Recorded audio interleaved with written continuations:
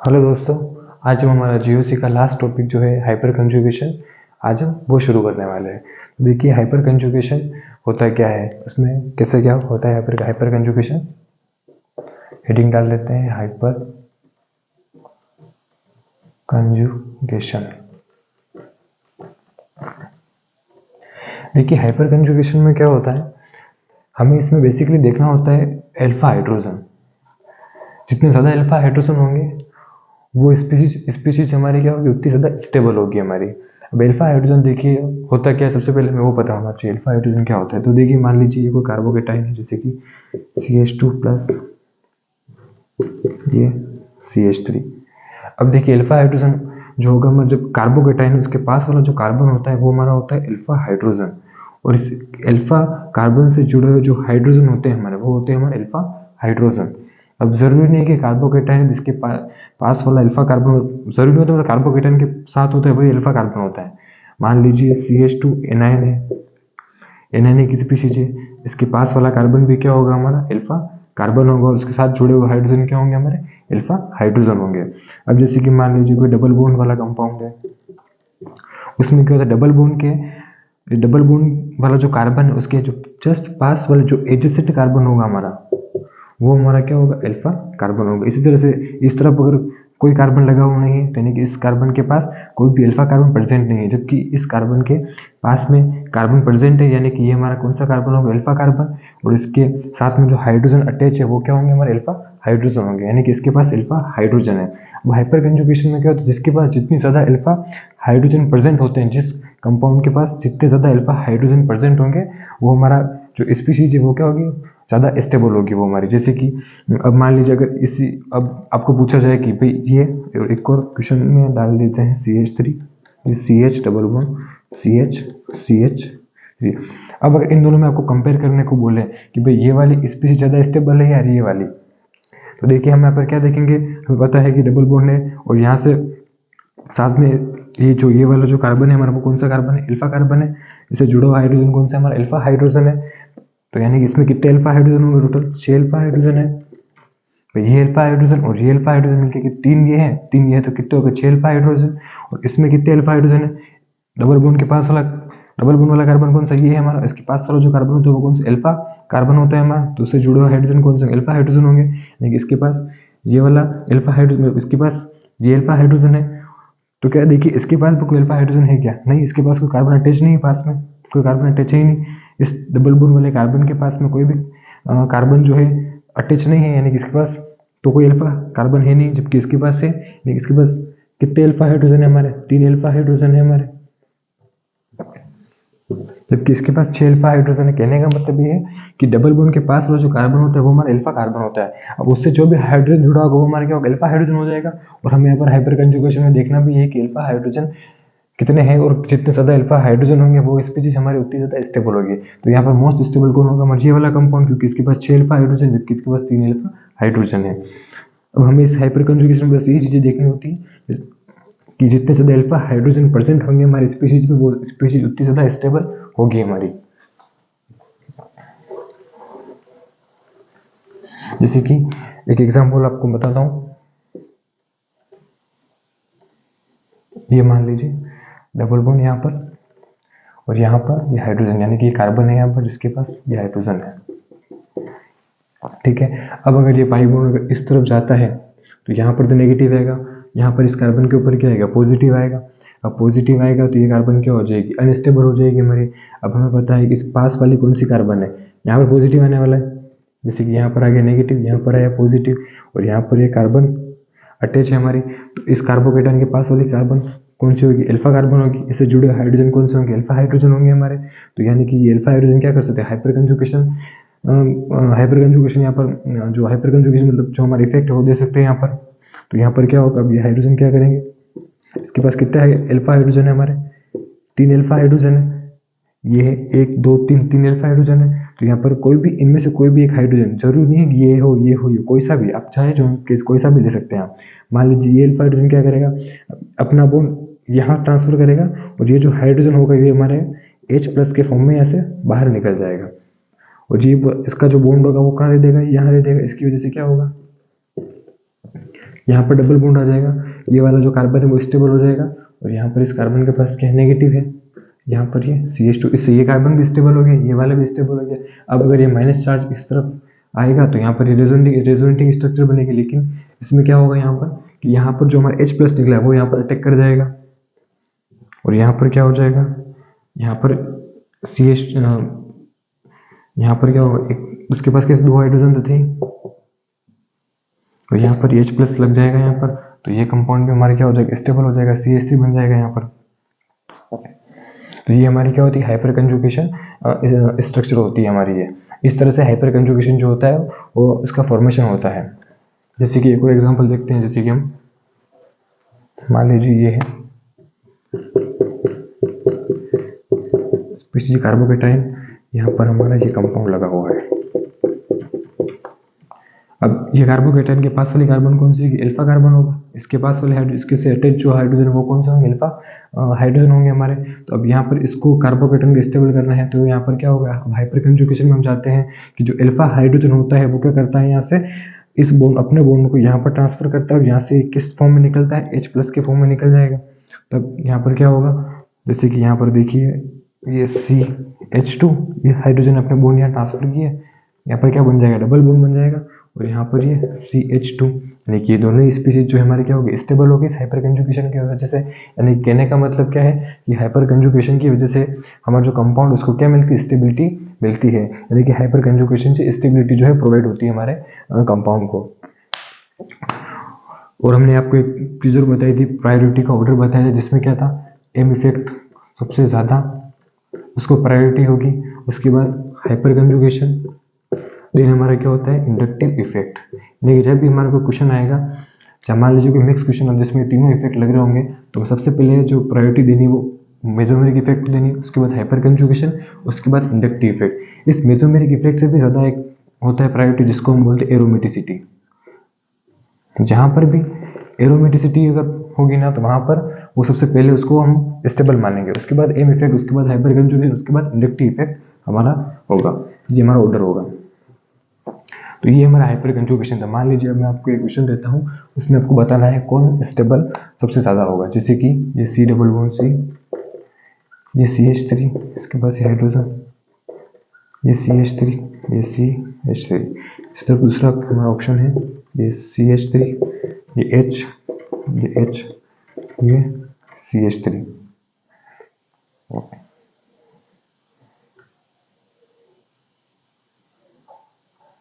मान लीजिए यहाँ पर कर लीजिए हाइड्रोजन, और यहाँ पर CH3। ठीक है। इसी तरह मान लीजिए अब इन दोनों में आपको बताना है कि कौन सबसे ज़्यादा स्टेबल है। तो मैंने आपको क्या बताया था, हाइपर कंजुगेशन में जिसके पास भी जितने ज़्यादा अल्फा हाइड्रोजन प्रेजेंट होंगे वो हमारा सबसे ज़्यादा स्टेबल होगा। देखिए ये हमारा डबल बॉन्ड वाला कार्बन है, ये भी डबल बॉन्ड वाला कार्बन है। इस कार्बन के पास में जो कार्बन जुड़ा होगा वो क्या होगा, अल्फा कार्बन होगा।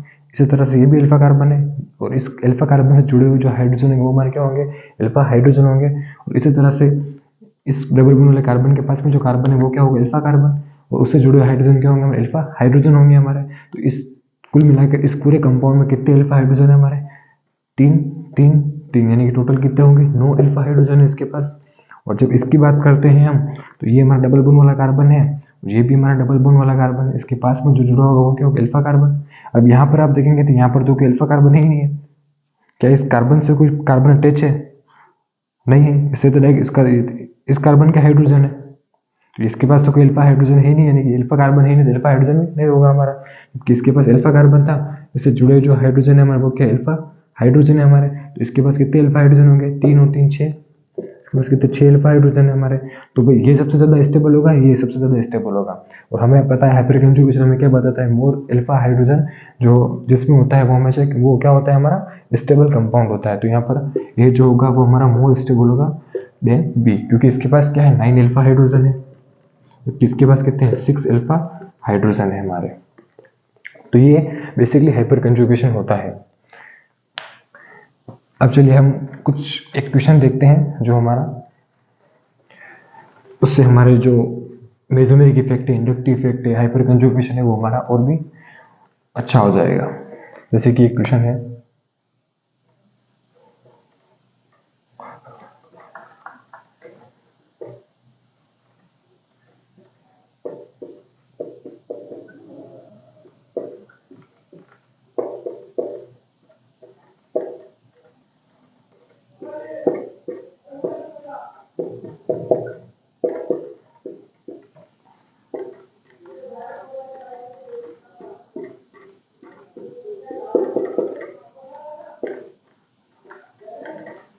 और हमारा जो ऑप्शन नंबर 4 है उसको मैं यहाँ लिख लेता हूँ।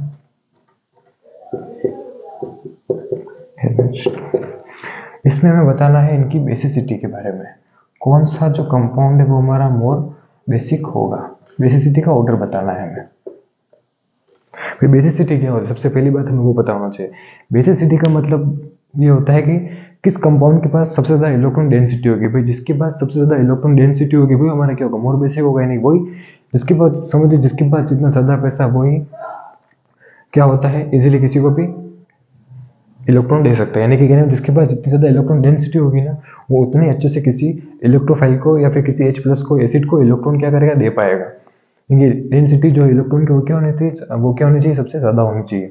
अब जैसे कि अब यहाँ पर हम देखते हैं तो इस एनिलीन कंपाउंड है, यहाँ पर इसके पास लोन पेयर होगा नाइट्रोजन के पास, यहाँ पे इन चारों के पास लोन पेयर है, यानी कि इलेक्ट्रॉन डेंसिटी इन चारों में सबके पास है। लेकिन अब यहाँ पर हमने क्या किया है, कुछ ग्रुप लगाया हुआ नाइट्रो। देखिए आप यहाँ देखेंगे डिफरेंस अब यहीं से आएगा, क्योंकि हम जानते हैं कि नाइट्रो जो होता है वो हमारा कौन सा इफेक्ट शो करता है, -m इफेक्ट शो करता है, -i भी शो करता है। लेकिन जो m जो इफेक्ट होता है प्रायोरिटी ऑर्डर में हमने देखा था अभी, जो m इफेक्ट होता है मोर डोमिनेटिंग होता है इंडक्टिव इफेक्ट के कंपेयर में।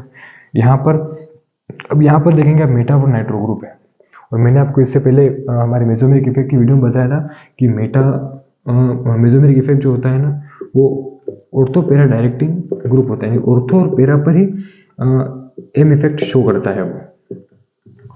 वो कभी भी मेटा पोजीशन जो होगी ना हमारी, उस पर मेसोमेरिक इफेक्ट जो होगा वो शो नहीं होगा।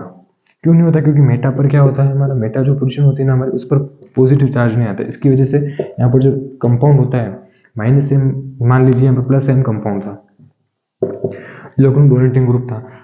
अगर यहाँ पर क्या होता है कि मेटा पोजीशन पर प्लस चार्ज नहीं आने की वजह से इसके जो लोन पेयर होते हैं ना, वो यहाँ पर डोनेट हो ही नहीं पाते, यानी उसको अपना m इफेक्ट दिखाने का मौका ही नहीं मिलता है। अब m इफेक्ट दिखाने का मौका ही नहीं मिला तो वो m इफेक्ट, उसका मेसोमेरिक इफेक्ट होगा ही नहीं यहाँ पर मेटा पोजीशन पर हमारी। जबकि जो पॉजिटिव चार्ज होता है वो ऑर्थो और पैरा पोजीशन पर आता है, मेटा पर नहीं आता है। इसके यहाँ पर आए नहीं पॉजिटिव चार्ज, तो ये यहाँ से इलेक्ट्रॉन देगा ही नहीं, तो यहाँ पर m इफेक्ट शो होगा ही नहीं। इसलिए जरूरी नहीं पॉजिटिव मतलब एनायनिक चार्ज भी नहीं आता, क्योंकि मान लीजिए यहाँ पर कोई इलेक्ट्रॉन विड्रॉइंग ग्रुप है मान लीजिए, तो वो भी क्या होता है यहाँ पर -m भी शो नहीं करेगा, क्योंकि यहाँ पर इलेक्ट्रॉन डबल बॉन्ड जो होगा वो हमारे इस पोजीशन पर आएगा ही नहीं। जब पोजीशन पर आएगा ही नहीं तो यहाँ पर -m इफेक्ट भी शो नहीं होगा। इसलिए जो मेसोमेरिक इफेक्ट होता है वो मेटा पर मतलब m इफेक्ट शो नहीं होता है, ऑर्थो पैरा पर जबकि इफेक्ट शो होता है। यानी कि ऑर्थो पैरा डायरेक्टिंग ग्रुप होता है हमारा मेसोमेरिक इफेक्ट, जबकि मेटा डायरेक्टिंग ग्रुप हमारा मेसोमेरिक इफेक्ट जो है नहीं होता है। तो यहाँ पर इस मेटा पोजीशन पर नाइट्रो ग्रुप जुड़ा हुआ है, तो यहाँ पर क्या होगा, -m इफेक्ट तो शो करेगा नहीं। अब -m इफेक्ट शो नहीं करेगा तो हम जानते हैं ये भी कि नाइट्रो जो होता है वो -i इफेक्ट शो करता है। भले ही मोर डोमिनेटिंग ये है, लेकिन यहाँ पर -m इफेक्ट शो कर नहीं रहा है, तो अब -m नहीं शो कर रहा है तो अब क्या शो करेगा, -i शो करेगा। यहाँ पर पैरा पोजीशन पर है, यहाँ पर तो भाई -m भी होगा, और साथ साथ में ये क्या होता है, -i भी शो करते हैं दोनों, -i शो तो करते हैं। फिर डोमिनेटिंग ग्रुप भले हम जानते हैं मेसोमेरिक होता है, लेकिन -i भी तो शो करते हैं, तो उसको भी हम लिखेंगे। अब यहाँ पर तो कोई ग्रुप है ही नहीं, यहाँ पर तो इलेक्ट्रॉन डेंसिटी जो रही कम हो ही नहीं रही है, पर यहाँ पर सब में -m ग्रुप है। यहाँ पर -m शो नहीं कर, लेकिन -i शो तो कर रहा है। कहने का मतलब इलेक्ट्रॉन विड्रॉइंग जो मतलब इलेक्ट्रॉन विड्रॉइंग जो काम है वो तो सब लोग कर रहे हैं, ये तीनों में हो ही रहा है, इलेक्ट्रॉन तीनों में खींच ही रहे हैं ग्रुप। लेकिन यहाँ पर तो कोई ग्रुप है ही नहीं इलेक्ट्रॉन खींचने वाला, यानी कि यहाँ पर डेंसिटी जो है वो सिर्फ रेजोनेंस के थ्रू यहाँ पर जाएगी और वापस यहाँ पर आ जाएगी, यानी कि डेंसिटी यहाँ पर कम हो ही नहीं रही है। लेकिन इन तीनों में देखेंगे हम तो खींचने वाले ग्रुप आ गए, तो वो क्या कर डेंसिटी को और कम कर रहे हैं। तो यहाँ पर तीनों में डेंसिटी की और कम होती जा रही है, लेकिन यहाँ पर तो कोई -m ना ही -i ग्रुप है, यहाँ पर डेंसिटी कम होने का सवाल ही नहीं है।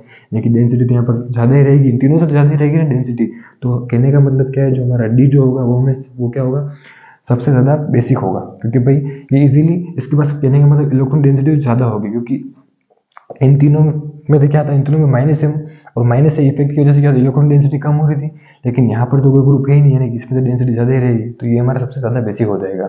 अब रही बात इन तीनों में देखते हैं हम, तो यहाँ पर आप देखेंगे कि यहाँ पर ये वाला कंपाउंड और ये वाला कंपाउंड दोनों ही -m से खींच रहे हैं, जबकि यहाँ पर -i से खींच रहा है। और हम जानते हैं कि जो m इफेक्ट होता है वो मोर डोमिनेटिंग होता है i इफेक्ट की कंपेयर में, यानी कि m इफेक्ट जो होगा ज़्यादा लगेगा।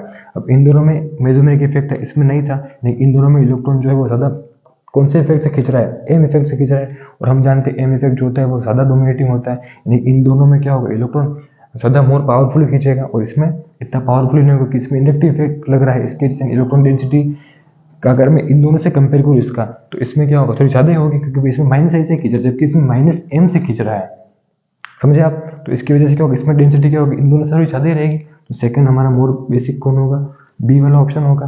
अब रही बात इन दोनों की, अब इन दोनों में आप देखेंगे कि इसमें भी माइनस एम है, इसमें भी माइनस एम है, और इसमें माइनस एम जो ग्रुप है वो यहाँ ऑर्थो पोजिशन पर, इसमें पैरा पोजिशन पर है। जबकि हम जानते हैं कि मेसोमेरिक इफेक्ट जो होता है वो डिस्टेंस पर डिपेंड नहीं करता है, यानी कि उसको बोले उसको यहाँ लगाओ बोले यहाँ लगाओ, वो तो उतना ही माइनस एम इफेक्ट शो करेगा। तो भाई ये दोनों माइनस एम इसमें कॉमन हो गया, तो बचा क्या, माइनस आई। और हम ये चीज़ जानते हैं अच्छे से, इंडक्टिव इफेक्ट में पढ़ चुके हैं कि जो इंडक्टिव इफेक्ट होता है हमारा, वो डिस्टेंस पर क्या करता है, डिपेंड करता है। डिस्टेंस जितनी ज़्यादा करोगे आप, ये इफेक्ट उतना ही कम होता जाएगा, डिस्टेंस जितनी कम होगी ये इफेक्ट उतना ही ज़्यादा लगेगा।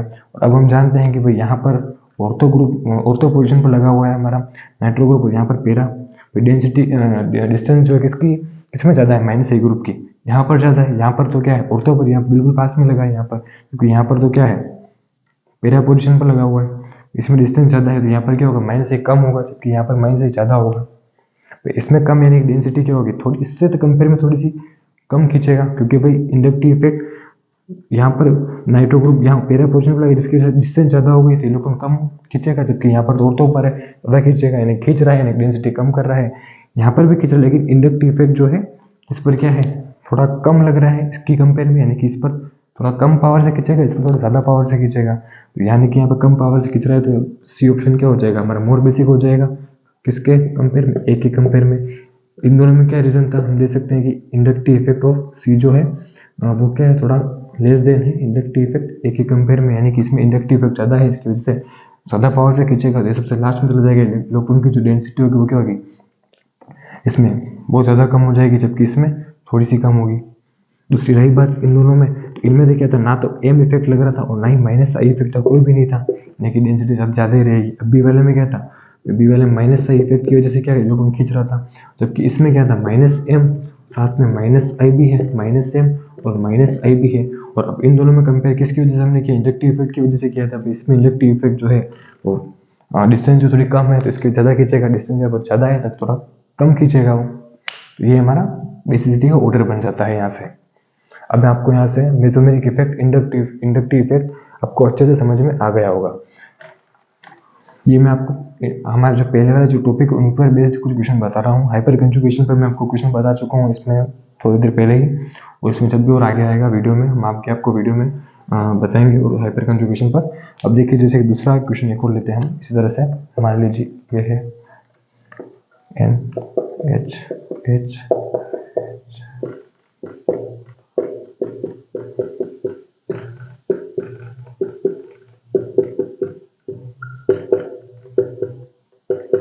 यहाँ पर भी आपको बेसिसिटी का ऑर्डर बताना है।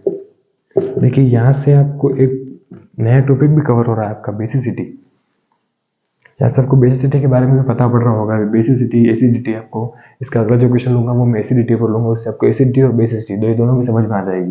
यहाँ से आपको बताना है कौन सा हमारा जो ऑप्शन है वो हमारा मोर बेसिक होगा। देखिए इन तीनों में आपको दिख रहा होगा लोन पेयर तो है ही इनके पास।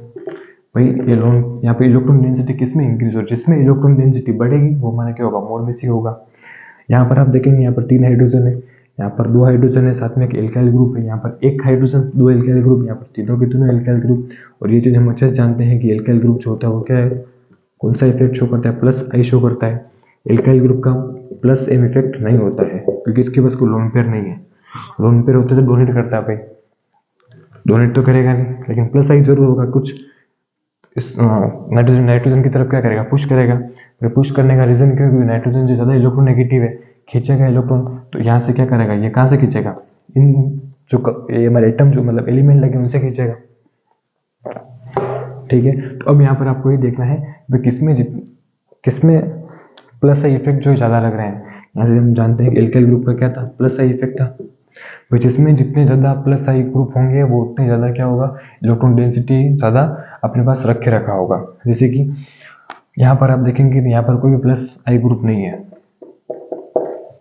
जबकि यहाँ पर एक प्लस आई है। यहाँ पर 2 + i है और यहाँ पर क्या है 3 + i है। तो अब आपको समझ में आ गया होगा कि कौन सबसे ज़्यादा बेसिक है। जिसके पास जितना ज़्यादा प्लस है यानी कि इलेक्ट्रॉन उसकी तरफ रिलीज हो रहा है मतलब डेंसिटी बढ़ रही है। तो इसमें देख लीजिए आप किसमें इलेक्ट्रॉन डेंसिटी बढ़ रही है, इसमें बढ़ रही है क्योंकि 3 + i ग्रुप लगे हुए हैं। तो ये तीनों क्या करेंगे, इलेक्ट्रॉन इसकी तरफ पुश करेंगे तो यहाँ पर इलेक्ट्रॉन डेंसिटी क्या होगी, बढ़ेगी। जबकि यहाँ पर 2 एल्काइल ग्रुप है, 2 एल्काइल ग्रुप पुश करेंगे, यहाँ पर एक ही करेगा और यहाँ पर तो कोई है ही नहीं। हम जानते हैं हाइड्रोजन का इंडक्टिव इफेक्ट होता ही नहीं, 0 होता है। तो यहाँ पर हमें आंसर मिल गया। फिर डी हमारा मोर बेसिक, उसके बाद सी, उसके बाद बी, उसके बाद ए, ये हमारा क्या हो जाएगा, राइट आंसर। कुछ रीजन क्या था, प्लस आई जो डी का है वो सबसे ज़्यादा है, फिर प्लस आई सी, फिर प्लस आई किसका, बी का, फिर प्लस इसका तो है ही नहीं, इसका तो 0 है भाई, ये सबसे लास्ट में चला गया। चलिए अब लेते हैं हमारा अगला लास्ट क्वेश्चन।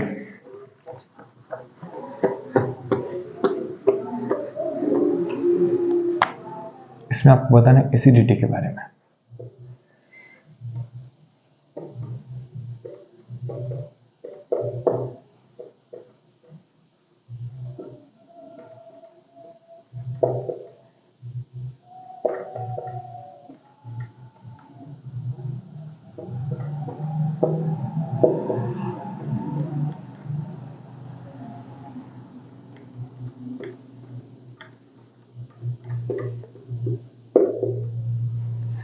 अब देखिए आपको यहाँ पे बताना है कौन सा ग्रुप जो है सबसे ज़्यादा मतलब एसिडिटी जिसका सबसे ज़्यादा है।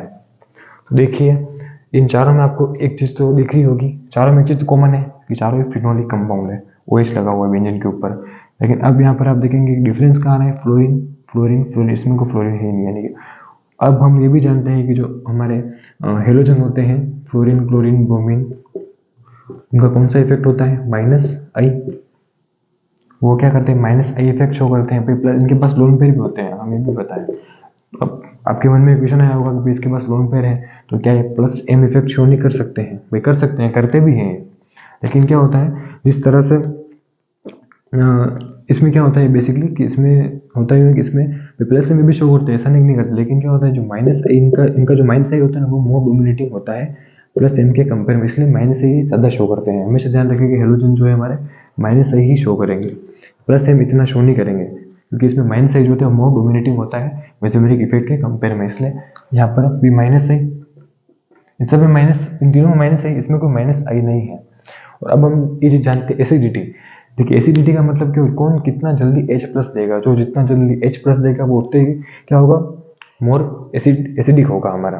अब इन तीनों में देखेंगे, इन तीनों में क्या लगा, -i लगा है, इनको खींच रहा है तो इस ऑक्सीजन के ऊपर क्या हो रही है, डेंसिटी कम हो रही है, इलेक्ट्रॉन की डेंसिटी कम हो रही है। क्या करेगा, पास वाले हाइड्रोजन से इलेक्ट्रॉन खींचेगा, तो उसके पास डेंसिटी कम होगी, वो इजीली क्या होगा, H+ के फॉर्म में निकल जाएगा। जबकि यहाँ पर आप देखेंगे यहाँ पर कोई -i ग्रुप लगा ही नहीं है, लेकिन यहाँ पर तो कोई ग्रुप खींचने वाला है ही नहीं। अब खींचने वाला है नहीं यानी कि H+ निकलेगा नहीं तो इसकी एसिडिटी क्या होगी, सबसे लास्ट में आ जाएगी। तो हमारा जो डी ऑप्शन सबसे लास्ट में है क्योंकि इसके पास कोई -i नहीं है, इन तीनों में -i ग्रुप लगा हुआ है, ठीक है। और जो -i ग्रुप होता है वो कहते हैं डिस्टेंस पर डिपेंड करता है, डिस्टेंस जैसे जैसे बढ़ती जाएगी वैसे वैसे -i कम होता जाएगा। तो यहाँ इसी बात से हमारा आंसर यहाँ से आपको मिल जाएगा। भाई यहाँ पर -i ऑर्थो पर है, यहाँ पर मेटा पर है, यहाँ पर पेरा पर है। तो डिस्टेंस किसकी ज़्यादा है, पेरा वाले की, फिर मेटा, फिर ऑर्थो मेटा, फिर पेरा की डिस्टेंस होगी हमारी। डिस्टेंस क्या होगा, ऑर्थो मेटा पेरा, यानी कि ऑर्थो पर क्या होगा, -i क्या होगा, ज़्यादा लगेगा। भाई ऑर्थो पर -i ज़्यादा लगेगा। फिर इसी तरह मेटा पर, उसके बाद किस पर लगेगा, -i पेरा पर लगेगा।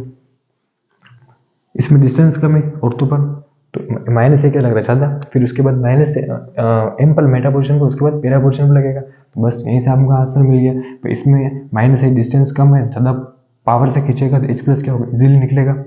इसमें थोड़ा सा डिस्टेंस का डिफरेंस है, यहाँ पर मेटा पर है तो इससे तो कम होगा -i, लेकिन इससे ज़्यादा होगा। और इसमें तो पेरा पर लगा है तो इसका तो सबसे कम होगा। तो हमारा आंसर क्या होगा, ये A, B, D और फिर D हो जाएगा। क्यों भाई, डिस्टेंस किसकी, -i के हिसाब से देख रहे हैं हम। माइनस इंडक्टिव इफेक्ट जो है हमारा A का ज़्यादा होगा, फिर B का होगा, फिर C का, और फिर क्या होगा, D का होगा। तो यहाँ से हमारा मोर बेसिक कौन हो जाएगा, A B C D ये हो जाएगा। तो ये हमारा इसका राइट आंसर होता है। तो यहाँ से अब हमारा हाइपर कंजुगेशन भी खत्म हो गया और हमारे जो कुछ क्वेश्चन थे वो भी हमारे मेसोमेरिक इंडक्टिव इफेक्ट के हिसाब से जो भी हमने क्वेश्चन बताया आपको, इससे से आपको और ये सब चीज़ें समझ में अच्छे से आ गए होंगे। तो ये सब हमारे भी खत्म होते हैं आज। तो अब हम हमारी जो अगली वीडियो आएगी उसमें हम आपको कुछ नेम रिएक्शन के बारे में बताएंगे और भी जो भी इसमें जो भी क्वेश्चन और मुझे याद आएंगे वो मैं आपको बताता रहूँगा। और हमारी अगली वीडियो में हम आपको नेम रिएक्शन के बारे में बताएंगे। चलिए मिलते हैं हमारी अगली वीडियो में।